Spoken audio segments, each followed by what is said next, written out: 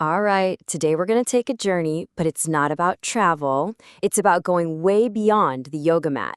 We're diving deep into the spiritual practice behind all those poses you might already know. So let's get right into it. So let me ask you something. When you hear the word yoga, what's the very first thing that pops into your head? For a lot of us, right, it's probably stretching, maybe some of those really impressive poses you see online, and, just that awesome feeling of physical well-being afterwards. But is that really the whole story? And look, if that's what you thought, you're absolutely right. That's totally valid. The physical side of yoga, the health, the fitness, the flexibility, it's undeniable, for sure. For millions of people, that's the entry point. But what I want to talk about today is how that's just the doorway to a tradition that is so much deeper and so much richer. Okay, so if it's not just about being able to touch your toes, then what is yoga really all about? Well, the true meaning, the real core of it, comes down to one single, incredibly powerful word: union. Whoa, okay, that sounds pretty deep, right? So let's unpack that, because this is the key point. Notice the language here. Yoga isn't about creating a union from scratch. It's about realizing a union that is already there, one that's pre-existing. It's about having that direct, personal aha moment where you experience your own individual self as being fundamentally connected to this vast universal consciousness that's in and through everything. Yeah, this lays it out perfectly. Look, we talk all the time about the union of body and mind. And don't get me wrong, that is a huge part of the practice. It's super important. But the deeper meaning, the real end game of yoga, is something even bigger. It's the union of our own individual spirit with the universal spirit. And you'll hear different terms for this depending on the tradition you're looking at in India. You might hear about Atman, the individual soul becoming one with Brahman, the universal consciousness.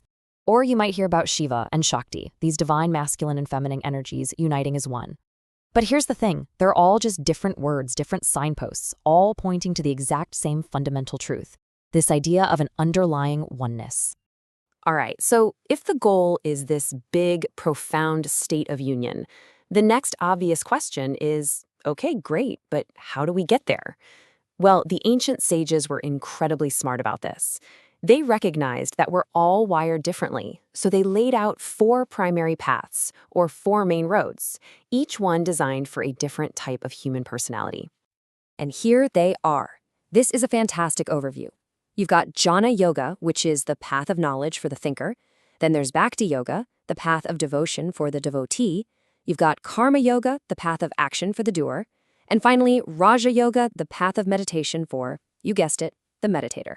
So let's quickly touch on what each of these really means. First up, Jnana Yoga. This is the path of wisdom, tailor-made for the philosophical, analytical types out there. It's all about deep self-inquiry. You're constantly asking that fundamental question, who am I really? The whole idea is to peel away the layers of an onion, all the false identities we cling to, like our job, our roles, our ego, to get to the core, to the absolute truth of who we are. Then we have Bhakti Yoga, and this one is all about the heart. It's the path of devotion. Think of it as taking all of your powerful emotions, all the love, the joy, even that feeling of longing, and channeling it towards the divine, whatever that means to you.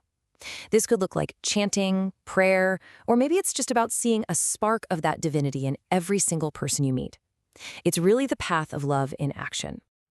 Next is Karma Yoga, the path of selfless action. And this is so practical. It's about how you engage with your life right now, your job, your family, your community. You do it all, you give it your all, but, and this is the key, you do it without being attached to the results, to the praise, to the reward.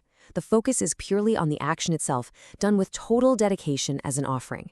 In Karma Yoga, your work literally becomes your meditation. And finally, we have Raja Yoga.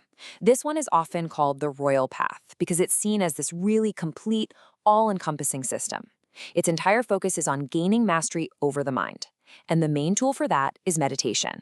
It's about learning to sit down, directly observe your own thoughts, understand where they come from, and then eventually learn how to move beyond them.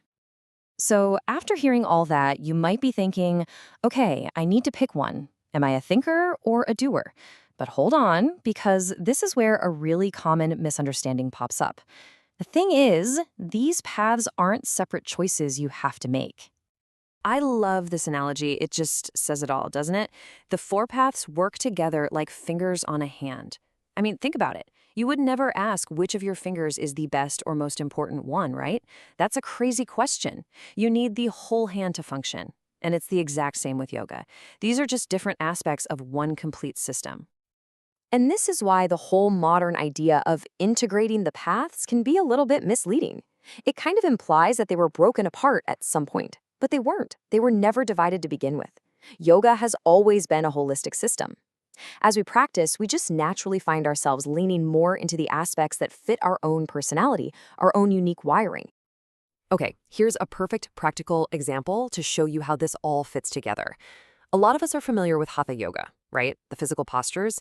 Well, Hatha Yoga isn't actually its own separate path. It's really a preparatory step.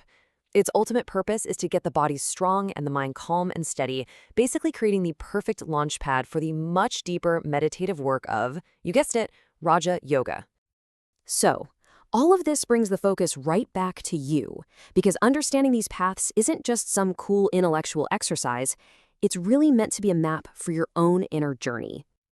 So, let's just do a quick recap of the big ideas here. First, yoga's true meaning is union with the universal. Second, there are 4 main roads to get there.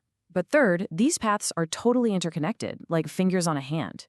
And finally, most of us will naturally blend these paths in a way that's totally unique to us. So I want you to take just a second and really think about this. Which of those archetypes really resonates with you? Are you the thinker, the devotee, the doer, or the meditator? Does your heart lead the way, or is it your head? Do you find your truth in action or in quiet stillness? Just recognizing your natural tendency can be a really, really powerful insight. Because in the end, that's really the most important thing to remember. The goal here isn't to rigidly choose one path and stick to it forever, excluding all the others. Not at all. It's about walking your own unique path and realizing that no matter which way you lean, whether it's through your head, your heart, or your hands, they are all leading you to the exact same destination, back to your true universal self.